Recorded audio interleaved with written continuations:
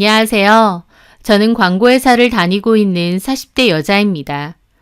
겉으로는 참 아름답고 화려해 보이는 꽃다발이 있는데 막상 받아보니 그 꽃은 플라스틱 조화였고 안은 썩은 스티로폼만 가득한 느낌. 저에게 있어 저의 결혼 생활은 딱 그런 느낌이었습니다. 그 꽃다발을 슬쩍 봤을 때는 잘 몰랐는데 실상을 알고 보니 미쳤다고 내가 이걸 돈 주고 샀나 싶은 그런 기분이라고나 할까요? 제 이야기를 들어보시면 제가 왜 그런 기분을 느꼈는지 아실 겁니다. 저는 아는 은사님의 소개로 남편을 만나게 되었습니다. 남편은 외국계 투자회사에 다니고 있었고 키가 크고 인상도 호감형이었어요. 학창시절에 외국에서 오래 살았던 적도 있다고 했는데 그래서인지 매너도 확실히 남다르고 성격도 몹시 다정다감했죠. 사람 자체도 꽤 괜찮았습니다. 그리고 조건도 괜찮았어요. 그 남자나 저나 적은 나이도 아니었고 서로의 조건도 얼추 맞았어야 했는데 사는 형편도 비슷한 편이었죠. 시아버지는 주유소를 여러 개 운영하신다고 했습니다. 오랫동안 주유소 관련 사업을 하셨다 보니 집도 여유가 있는 편이었습니다.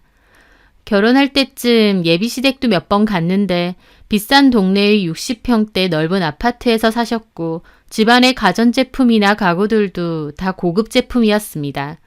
어머님도 아버님도 그냥 딱 봐도 평생을 부족함 없이 여유있게 살아오신 느낌이었죠. 남편에겐 동생이 하나 있었는데 어학 관련 사업을 준비한다고 했고요. 저희는 1년 정도 연애를 하다가 자연스럽게 결혼 이야기가 나오게 되었습니다. 당연히 서로 호감도 있고 애정도 있었지만 남편이나 저나 사랑 하나만 바라볼 만큼 적은 나이도 아니다 보니 당연히 서로의 조건도 맞춰볼 수밖에 없었습니다. 기본적으로 사는 형편이 비슷했고 여러 조건도 잘 맞았어요. 그렇게 결혼 준비는 수월하게 진행되는 듯 했는데 문제는 저희 신혼집 준비를 할 때였습니다. 처음에는 시댁에서 집을 해주신다고 했어요. 그래서 제가 들어갈 혼수와 더불어 시어머니께서 원하시는 값비싼 예단도 다 해가기로 했죠. 그런데 그때쯤 아버님 사업에 문제가 좀 생겨서 해주시기로 한 집이 좀 어렵게 됐다는 겁니다. 이미 집 계약은 끝난 상태에서 그 얘기를 하시는 바람에 결국 남편과 저희 집 돈을 합쳐 집을 하게 되었습니다. 하지만 그땐 그저 아버님 사업이 힘들어지셔서 걱정이 많으시니까 빨리 잘 해결됐으면 좋겠다 정도로 생각했어요. 그런데 결혼하고 얼마 지나지 않아서 시댁의 형편이 제가 생각했던 것과는 많이 다르다는 것을 알게 되었습니다. 많이 다른 정도가 아니라 작정하고 말을 안 했나 싶을 정도로 제가 아는 것과는 많이 다르더군요. 아버님은 사업에 문제가 생긴 지 오래라 결국 운영하시던 주유소 중 한 군데를 빼고는 전부 다른 사람에게 넘기게 되었어요. 나중에야 안 일이지만 사업에 문제가 생긴 지는 꽤 오래된 일이라고 하더라고요. 이미 저랑 남편이 연애할 때부터요. 당연히 결혼 전 저는 그런 말은 전혀 못 들었습니다. 아버님 운영하시는 주유소가 여러 개고 사업도 잘 운영된다고만 알고 있었죠. 게다가 더 어이없는 건 시부모님께서 살고 있는 집이요. 알고 보니 시부모님 소유의 집이 아니었습니다. 원래는 시부모님 소유의 집이 맞았는데요. 아버님 사업에 문제 생겼을 때 진작에 그 집은 팔았다는 겁니다. 하지만 그 집을 산 집주인은 실고주를 하는 건 아니라서 저희 시부모님이 월세까지 내면서 계속 살고 계신다는 거예요. 당연히 비싼 동네에 평수 넓은 고급 아파트다 보니 월세도 금액이 어마어마했습니다. 제 상식으론 굳이 그 월세를 내고 무리해서 이 집에 왜 계속 사실까? 차라리 정리를 하고 다른 곳으로 옮겨 사시는 게 낫지 않나 의아했습니다. 하지만 어머님 아버님 입장에선 그 집에 계속 사시는 게 일종의 마지막 자존심 같은 거였어요. 오랫동안 살아와 익숙할 뿐더러 그 동네 그 아파트 산다는 자부심이 있는데 포기할 수 없다는 겁니다.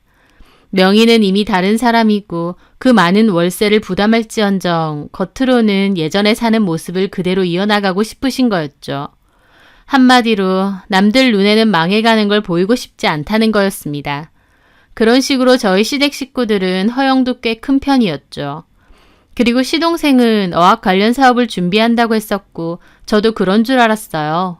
근데 저희가 연애 후 결혼을 할 때까지도 시동생 사업은 진전되는 게 별로 없었습니다. 남편 말로는 아버지가 사업 자금을 대주기로 했는데 그게 무산돼서 동생도 저렇게 된 거라곤 하지만 제가 곁에서 지켜보기론 동생도 뭔가 대단한 의지나 결심을 가지고 사업을 해보려 하는 것 같지는 않았어요. 아버님이 주시려고 했던 사업 자금과는 별개로 본인이 뭔가 노력해서 투자처를 알아본다던가 하는 게 전혀 없었죠. 말은 맨날 어학 관련 사업한다고 하고 명함까지 들고 다니긴 하는데 실질적으로 진행되거나 수입이 되는 건 전혀 없었던 상황입니다. 한마디로 시동생도 말은 그럴싸하게 사업한다고 하는데 실상은 전혀 없는 한마디로 백수였습니다. 저희 시댁에 대해서 결론적으로 말하자면요.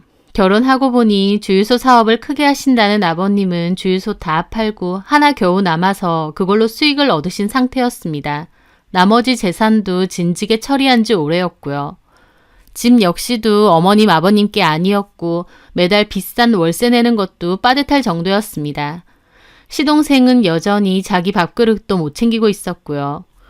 결혼하고 얼마 지나지 않아 그 모든 사실을 알았을 땐 당황스럽기도 하고 마음 한켠엔 괘씸한 마음도 당연히 있었습니다. 왜 작정하고 속였을까? 이거 일종의 사기 결혼은 아닌가라는 생각도 들었죠. 남편과 제가 서로 죽고 못 살아서 한 결혼도 아니고 얼추 서로의 조건과 각자 집안의 형편이 비슷하다 생각해서 한 결혼인데 이제 와서 보니 그게 아니었으니까요. 당연히 억울하기도 하고 너무 태연스럽게 거짓말을 하는 시댁 식구들이 달리 보이기도 했어요. 하지만 억지로 이해했습니다. 꾸역꾸역 그 비싼 월세를 내면서까지 그 집에 사실 만큼 자존심이 강하신 분들인데 저에게 굳이 그런 얘기는 안 하고 싶으셨겠죠. 또 이러나 저러나 이미 결혼은 했고 또 엄밀히 말하자면 시부모님의 사정이지 저희 일은 아니기 때문에 그냥 덮어두고 지나가기로 했습니다. 해주신다고 한 집을 안 해주시긴 했지만 톡 까놓고 직접적으로 저에게 피해가 가는 것도 아니었고요. 다만 저희 부모님께는 따로 말씀드리지 않았습니다. 남편이 잘못한 문제도 아니고 집안이 저렇게 된 걸 어쩌겠나 싶어서 저도 그냥 마음 붙잡고 살기로 한 거였죠. 남편은 여전히 저에게 잘했고 다정하고 능력 있는 사람이었으니까요. 그렇게 결혼 생활을 유지해 나가는데 그 와중에 시부모님은 저에게 아이는 언제 가질 거냐는 얘기를 잘하셨어요. 저도 아이를 가질 생각은 있었기 때문에 차근차근 준비를 하겠다고 했죠. 그렇게 결혼 생활도 2년 가까이 됐을 무렵 저는 임신을 하게 되었어요. 시부모님도 몹시 기뻐하시고 남편도 좋아했죠. 저도 기다리던 아이다 보니 좋았고요. 그때 마침 시댁에는 경사가 하나 더 생겼는데 시동생이 결혼을 한다는 거였어요. 시어머니께 들어보니 시동생이랑 결혼하기로 한 여자는 무용을 하는 여잔데 집이 엄청 잘 사는 집이라고 했습니다. 시부모님은 부잣집 딸이라며 막 좋아하셨는데 저는 속으로 그 여자에겐 이 집안 사정에 대해선 다 말을 했을까 싶더라고요. 저한테 그랬던 것처럼 여전히 아버님 사업이 잘 되고 여유롭게 잘 사는 척하는 게 아닌가 싶었죠. 하지만 시동생도 시부모님도 그토록 좋아하는데 굳이 제가 찬물 끼얹을 필요가 있나 싶어 가만히 있었습니다. 그러다가 우연히 동네에서 남편과 식사를 하다가 시동생과 결혼한다는 그 여자친구를 마주하게 되었어요. 그 여자친구는 집도 부자인데다 무용까지 한다고 해서 막연히 좀 예민한 느낌이 아닐까 생각했는데 막상 만나보니 참 예쁘고 싹싹하더라고요. 아직 결혼도 안 했는데 벌써 저한테 형님이라고 부르기도 하는데 구김살 하나 없이 천진하게 참 잘 컸구나 싶은 그런 친구였습니다. 시동생 여자친구를 보기 전까진 저도 별 생각이 없었는데 막상 알고 나니까 저도 좀 미안해지는 게 있었어요. 시댁 식구들과 한통속이 되는 기분이었으니까요. 그래서 남편에게 말했죠. 결혼한다는 도련님 여자친구는 우리 집 사정을 다 알고 있느냐고요. 하지만 남편은 도리어 어리둥절해 하더라고요. 우리 집 사정? 뭘 알아야 되는데?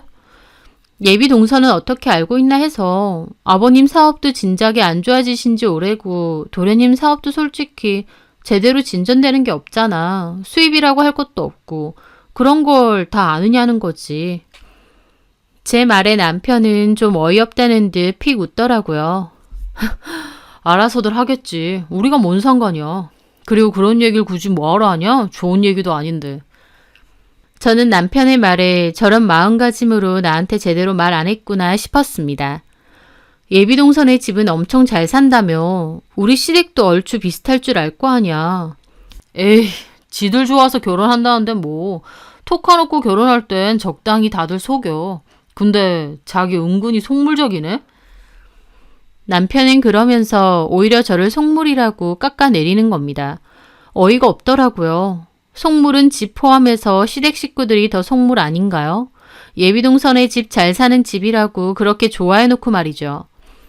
그런 게 아니라 결혼까지 할 거면 서로 집 형편이나 경제 상황은 제대로 오픈이 되어 있어야 되는 게 아닌가 그 말이지. 서로 속이는 게 없어야지 나중에 오해도 안 생기고. 속이다니. 무슨 그렇게 거창하게 말을 해. 100%다 얘기하는 집이 어딨다고. 적당히 좋게 좋게 말하는 거지. 재용이 사업도 그래. 제대로 시작하려던 거 우리 아빠가 사업 자금 못 대줘서 흐지부지 된 거잖아. 뭐 결혼하고 나서 돈 많은 사돈집에서 좀 도와주면 오히려 좋은 거 아니야? 근데 결혼도 하기 전에 그런 말을 굳이 뭐하러 하냐? 긁어서 부스럼도 아니고. 그 집에서도 사업하는 사이라고 해야 더 좋을 거 아니야. 저는 그 말에 남편을 슬쩍 흘겨보며 말했죠. 얼마 안 있어서 다 뽀록날 걸 왜 굳이 속이는 거야? 솔직히 말해봐. 그 집에선 아버님 주유소 여러 개 들고 있는 줄 아시지? 사업도 잘 되고 있는 줄 아시고. 남편은 제 말에 어깨를 으쓱 하더라고요. 나 모르지. 재용이가 뭐라고 했는지. 저는 속으로 코웃음이 났습니다. 보나마나 뻔했죠. 아버님 사업 진작에 어려워진 지 오래인데다 적자도 심하고 지금 집도 월세고 그런 얘긴 당연히 하나도 안 했겠구나 싶었습니다. 별거 아닌 척하면서 참 자연스럽게도 속이는구나 싶었습니다. 하지만 어쩌겠나요. 저도 이미 그 집 식구였고 뱃속에는 아이도 자라고 있었는데요. 이해는 안 되지만 저도 어쩔 수 없이 그냥 모른 척하고 있었던 겁니다. 솔직히 결혼해서 남편이나 시댁이 100% 다 마음에 드는 여자가 어디 있겠나요? 마음에 안 드는 부분, 이해 안 되는 부분 분명히 있겠지만 이미 결혼했으니 그냥 그러려니 하고 덮고 사는 거죠. 저도 그랬습니다. 하지만 도저히 못 참을 만한 일이 생기고 말았어요.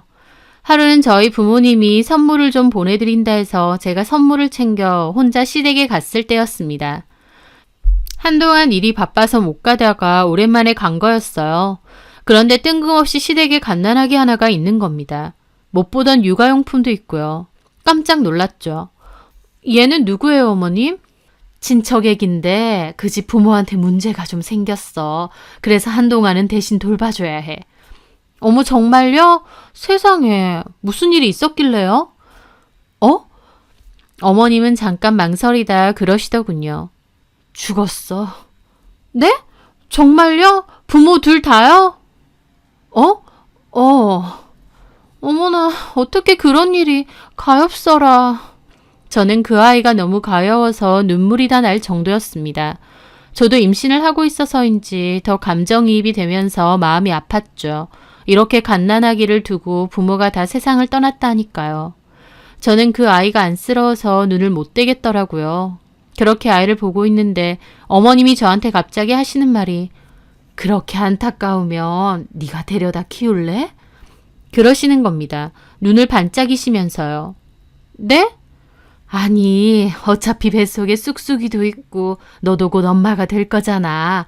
나름 엄마들 마음의 준비도 돼 있고 하나 키우나 둘이 키우나 비슷하지 않겠니? 저는 어머님의 말이 어이가 없었습니다. 애 키우는 게 장난도 아니고 무슨 물건도 아닌데 갑자기 저한테 데리고 가서 키우라니요. 어머님, 그건 아니죠. 아니, 네가 너무 안타까워하길래. 상황은 안타깝죠. 이렇게 애긴데 부모님이 다 돌아가셨다니까. 근데 안타깝다고 제가 키울 순 없어요. 저도 이미 뱃속에 아이도 있고. 뱃속에 아이가 있으니까 오히려 같이 키우라는 거야. 하나 키우나 둘 키우나. 나도 엉겁결에 돌봐주기로 했는데 내가 나이도 있는데 이 나이에 어떻게 갓난아이를 키우니? 어머님은 그러면서 노골적으로 저한테 계속 아이를 데리고 가라시는 거예요. 그 상황이 뭔가 이상해서 제가 물었죠. 근데 어떤 친척분이신데요? 그 있어. 너는 본 적 없는. 근데 그분들은 조부모님은 안 계세요? 아이 대신 돌봐줄 만한. 없다니까. 그런 상황이 안 되니까 내가 데리고 왔지. 저도 한숨만 나오더라고요. 하지만 아무리 그렇다고 해도 제가 덥석 이 아이를 데리고 가서 키운다는 건 말이 안 됐습니다. 저는 그날 집으로 와서 그 얘기를 남편에게 했더니 남편도 이미 알고 있더라고요. 어머님, 아버님이 아이를 돌본다는 것을요. 저는 그런 일은 왜 나한테는 말 안 했을까 싶기도 했습니다. 그런데 남편이 뜬금없이 저한테 근데 있잖아. 나도 봤는데 그 얘기 너무 안쓰럽더라. 게다가 엄마 아빠도 힘들어하시고 엄마 아빠가 안 돌보면 꼼짝없이 보육원이라도 가야 될 판인데. 근데 요새 일부러 형제도 만들어주는 판에 우리가 키우는 건 어떨까? 미쳤어? 저는 어이가 없어서 물었죠. 아니, 어머님이나 당신이나 왜 그러는 거야? 애기 키우는 게 장난이야? 그냥 데리고 와서 적당히 키우면 끝인 게 아니잖아. 한번 데리고 오면 우리 눈 감을 때까지 책임지고 보살펴야 돼. 근데 우리 자식도 아니고 잘 모르는 생판 남의 아기인데 그게 쉬운 일이야? 더군다나 뱃속에 우리 쑥쑥이도 있는데. 아니, 내 말은 일부러 형제도 만들어주잖아. 애한테도 형제가 있는 게 얼마나 좋은데. 그 아이랑 우리 뱃속의 쑥쑥이랑 형제가 아닌데 무슨 형제를 만들어주면 된다는 거야. 잠깐. 저는 그렇게 말하다가 이상한 생각이 들었습니다. 남편이 왜 갑자기 남의 애를 이렇게 적극적으로 키우자고 하나 싶었죠. 상황이 이상하잖아요. 갑자기 시댁에는 못 보던 갓난아기가 생겼는데 저는 아예 그 사실을 모르고 있었고 남편이나 어머님은 그 애를 우리가 키우는 게 어떻겠느냐 하시고 저는 그 순간 심장이 덜컹 하더라고요. 자기 뭐야? 어? 뭐가? 설마 아니지? 뭐가 아닌데? 그 애기 말이야. 왜 자꾸 우리가 데리고 와서 키우자고 하냐고. 설마. 제 말에 남편은 자리에서 벌떡 일어나 손사래를 쳤습니다. 미쳤어? 뭔 생각을 하는 거야? 나는 그냥 안쓰러워서. 우리도 이제 부모가 될 건데 좋은 마음으로 그 애도 걷어들이면 어떻겠느냐 그런 거지. 아, 그걸 그렇게 생각하냐? 와, 너는 참. 남편은 그러면서 허둥지둥 자리를 떠났습니다. 하지만 저는 남편의 그런 태도가 더 수상쩍었죠. 그날 밤 가만히 생각을 해봤어요. 어머님은 친척 아기라고 했는데 어떤 친척인지는 정확히 말도 안 해주시더군요. 제가 모를 정도면 그렇게 가까운 친척도 아닌 것 같은데 근데 아기를 덥석 데리고 온다는 것도 뭔가 말이 안 되고 이상한 상황이었죠. 아이 키우는 게 그렇게 쉽고 간단하게 결정할 일도 아닐 텐데요. 저는 수상한 마음을 가지고 남편의 핸드폰을 몰래 뒤져봤습니다. 핸드폰에는 별다를 건 없었어요. 다만 좀 수상한 건 있었죠. 제가 찾다가 남편이 시부모님께 돈을 보낸 출금 내역도 찾게 되었거든요. 저는 남편의 공인인증서 비번도 알고 있었고 이것저것 찾다가 은행 내역까지 뒤지게 되었는데 확인을 했더니 두어 달 전부터 시부모님께 돈을 보낸 거였습니다. 저한테는 말 한마디 없이요.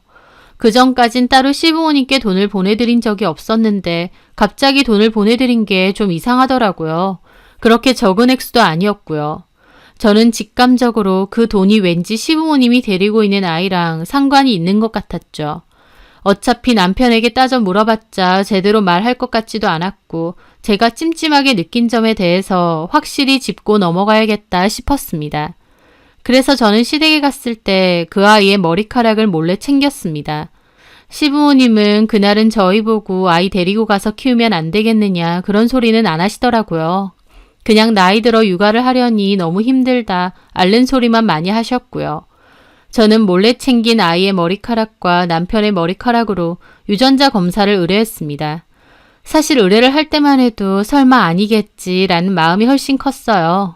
찝찝한 마음에 해보긴 하지만 그럴 리 없다고 생각했죠. 며칠 뒤 검사 결과를 받아볼 수 있었습니다. 검사지를 뜯으면서까지 내가 너무 오버하는 건가 라는 생각도 있었어요. 이 사실을 남편이 알게 되면 얼마나 나한테 난리칠까 싶기도 하고요. 하지만요.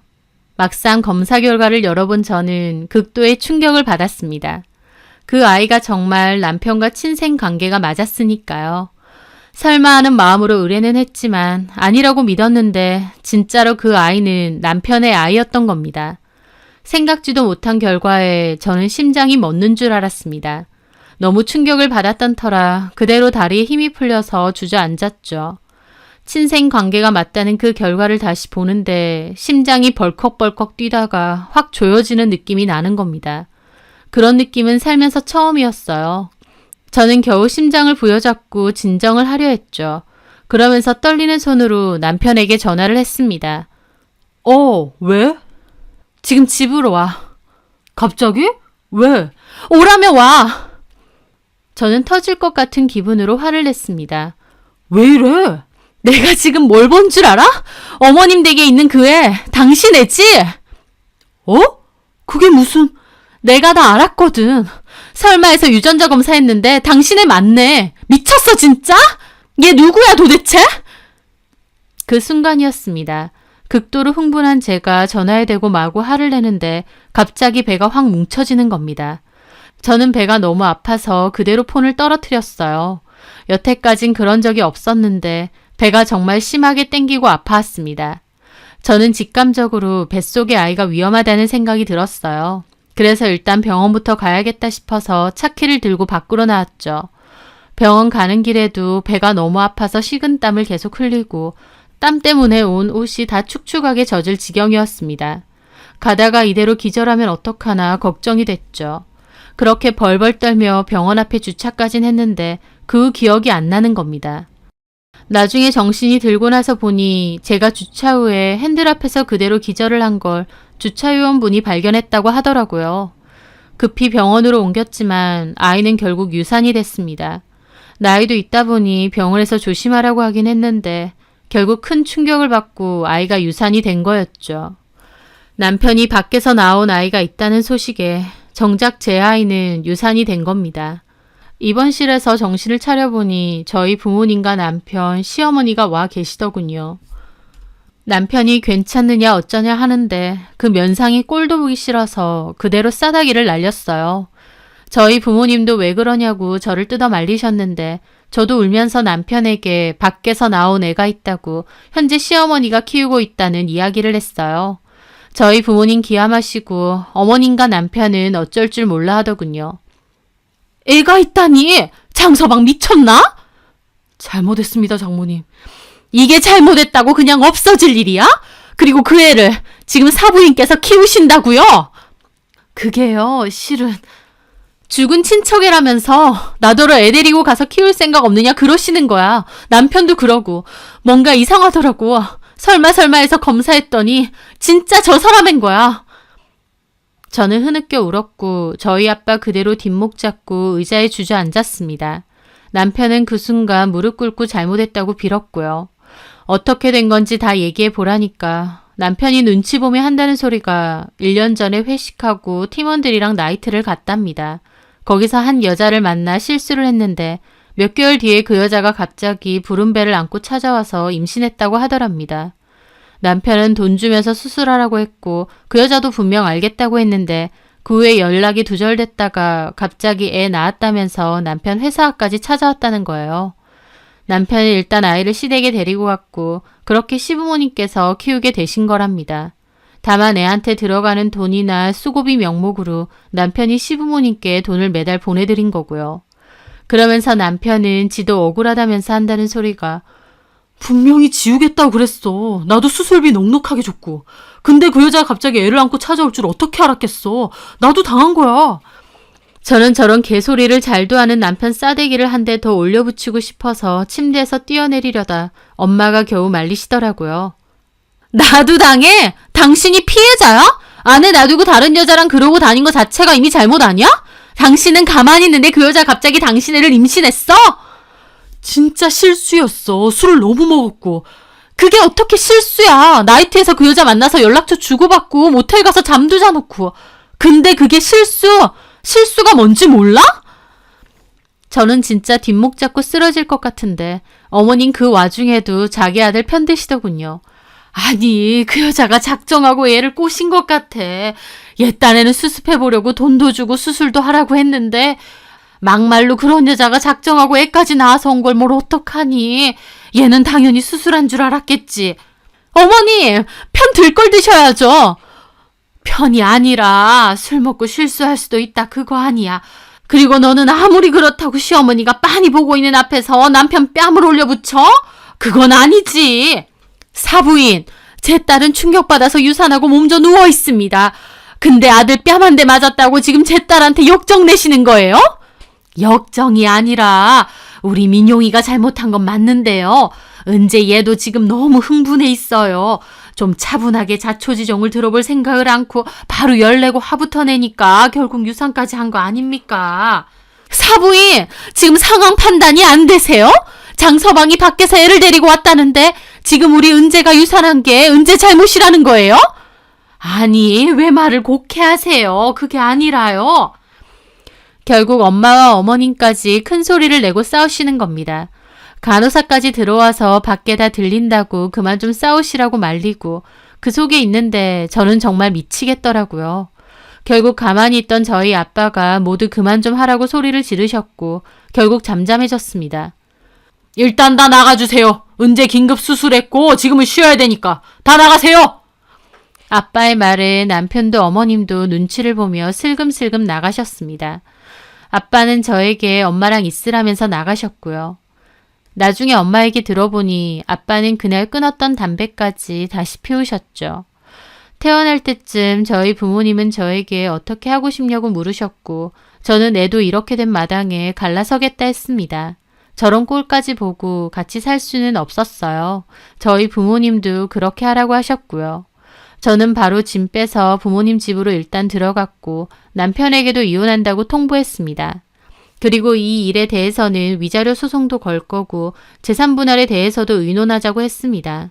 남편은 자기가 잘못했다고 그 애는 부모님이 키우시기로 했다. 제가 신경 쓸 일 안 만들겠다 어쩐다 했지만 그게 무슨 상관인가요? 어떻게 하든 그 애는 분명 남편의 애였고 저를 배신한 건 분명한데요. 요즘 세상에 어떤 여자가 남편이 밖에서 나온 애까지 감수해준답니까? 그렇게 해야 될 이유도 없고요. 저는 다 필요 없고 이혼에 관한 이야기만 하자고 했습니다. 하지만 협의점을 찾지 못해 결국 소송까지 하게 됐어요. 행복하려고 한 결혼인데 남편이 밖에서 나온 애까지 보고 이혼 소송하고 참 서글프고 힘들더라고요. 그런데 그 와중에 참 어이없는 전화까지 받아야 했습니다. 바로 어머님이 문자로 시동생 상견례 장소와 시간을 보낸 겁니다. 저는 처음에 잘못 보내신 줄 알았어요. 그래서 그냥 무시했는데 얼마 뒤 전화가 와서 시동생 상견례 하는데 와줄 수 있냐는 겁니다. 저는 그 전화를 받는데 너무 황당하니까 웃음이 나더라고요. 저한테 잘못 보내신 게 아니었어요? 그래. 저 지금 민용 씨랑 이혼 소송 중이에요. 까먹으신 거 아니죠? 알아. 내가 그런 걸 까먹니? 근데 가족 상견례인데 네가 안 오면 그 집에서 영 이상하게 생각할 거 아니야. 그 집에서 제가 안 나오면 이상하게 생각할 거니까 이혼 소송 중인 저도 참석해달라 그겁니다. 황당 그 자체였죠. 뭐 어려운 것도 아니고 잠깐 와서 식사만 하고 가면 안 되느냐 싶어서 부탁을 하는 거지. 어머님, 제가 미쳤어요? 제가 거길 왜 가겠어요? 저랑 이제 아무 상관 없으시잖아요. 어떻게 저한테 그런 부탁을 하세요? 저는 어이가 없어서 그렇게 말했는데 어머님도 왈칵 화를 내시더군요. 됐어 얘! 안 가면 그만이지 왜 고함을 질러? 그래 이제 아주 남남이다 그거지? 네, 남남이죠. 그걸 부탁이라고 하고 계세요? 저 지금 욕 나오는 거 참고 있거든요? 도대체가 저한테 미안한 마음 조금이라도 있긴 하세요? 내가 뭘 그렇게 미안해야 되는데? 그럼 안 미안하세요? 민용 씨도 그렇고 어머님 아버님도 그렇고 저한테 미안한 게 없으세요? 예, 말이야 바른 말이지. 내가 뭘 미안해야 되냐고. 네가 그 애 키운다고 했어? 안 키웠잖아 결국. 같이 못 살겠다 그래서 이혼하고 네가 원하는 대로 다 하면서 우리가 뭐가 미안해야 되는데. 내가 너한테 상견례 참석해달라고 하는 건 그래도 한때 가족이었으니까 그 정을 봐서 마지막으로 부탁 좀 하자는 거였어. 그것마저도 단칼에 거절하면서 참 너무한다 너도. 오기 싫으면 관둬라. 그러면서 어머님은 전화를 탁 끊어버리는 겁니다. 이 집 식구들은 진짜 뻔뻔함이 보통이 아니구나. 치가 떨리더라고요. 이혼하는 마당에 시동생 상견례에 저를 왜 부르냐고요. 전화를 그렇게 끊고 저도 기분이 상해 있었죠. 아무리 생각해도 어이가 없다. 내가 미쳤다고 거길 가나 싶고요. 하지만요, 그날 밤 저는 조금 생각이 달라졌습니다. 이렇게까지 오라고 하시는데 좋다, 나도 가져야겠다 싶은 생각으로 바뀌었거든요. 이혼은 한다지만 가뜩이나 뻔뻔한 그 집 식구들의 행동을 떠올리면 치가 떨리는데 저도 어떤 식으로든 마무리는 해줘야 속이 편할 것 같았습니다. 그래서 저는 결심했죠. 시동생 상견례에 가기로요. 그렇게 상견례 당일이 되었고 저는 옷을 잘 챙겨 입고 시간에 맞춰 상견례 장소로 갔습니다. 카운터에 말을 하니 룸으로 안내를 해주시더라고요. 직원분이 손님 오셨습니다 하고 문을 열어주셨고 저는 미소를 띠며 안으로 들어갔죠. 제가 들어가니까 어머님, 아버님, 남편과 시동생까지 얼굴이 새파랗게 질리더라고요. 죄송합니다. 제가 좀 늦었습니다. 이 집 첫째 며느리예요. 제가 소개를 하자 예비 동서되는 시동생 여자친구가 웃으면서 맞이하더라고요.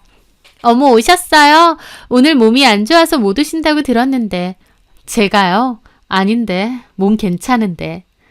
제가 남편 옆에 앉으니까 남편도 황당한 얼굴로 그러더군요.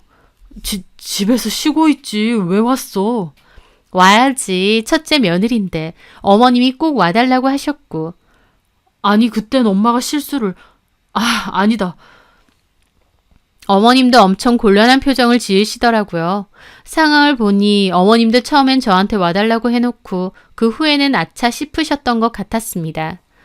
제가 와서 쓸데없는 소리라도 하면 큰일인데 그것까진 생각 못하고 저를 부르셨던 것 같더라고요. 제가 안 온다고 했으니 다행이었겠지만 이렇게 진짜 올 줄은 몰랐겠죠.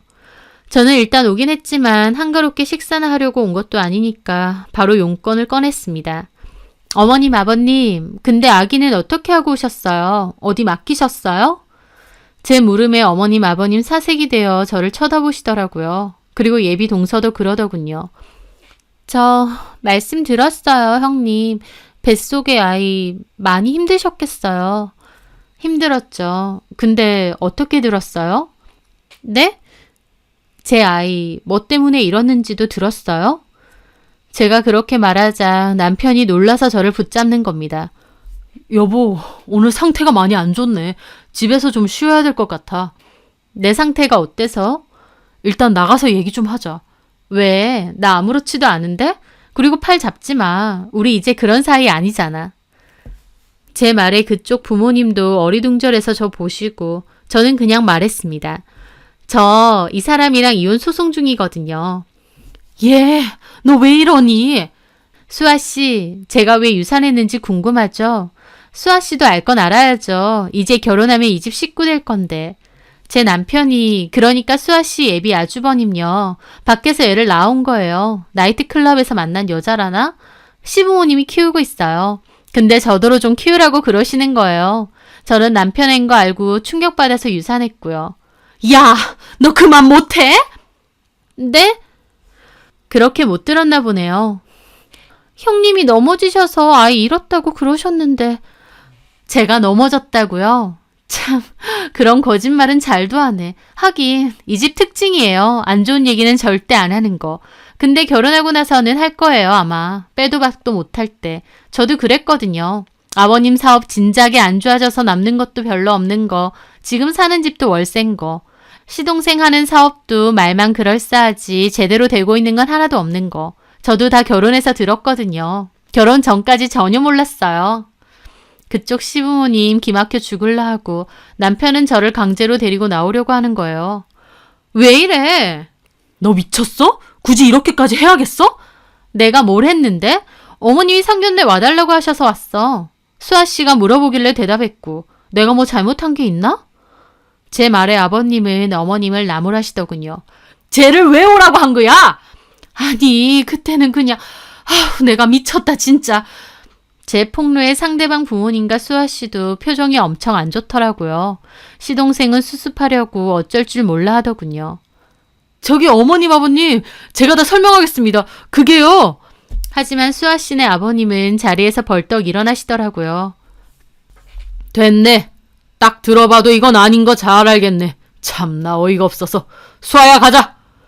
그렇게 상대방 어머님, 아버님 자리에서 일어나시고 수아 씨도 굳은 얼굴로 자리에서 일어나더라고요. 도련님도 헐레벌떡 쫓아가고요. 저도 할 말을 했으니 가방을 챙겨 일어나려는데 어머님이 소리 지르고 난리가 났습니다. 너 미쳤어 진짜? 왜 이러는 거야?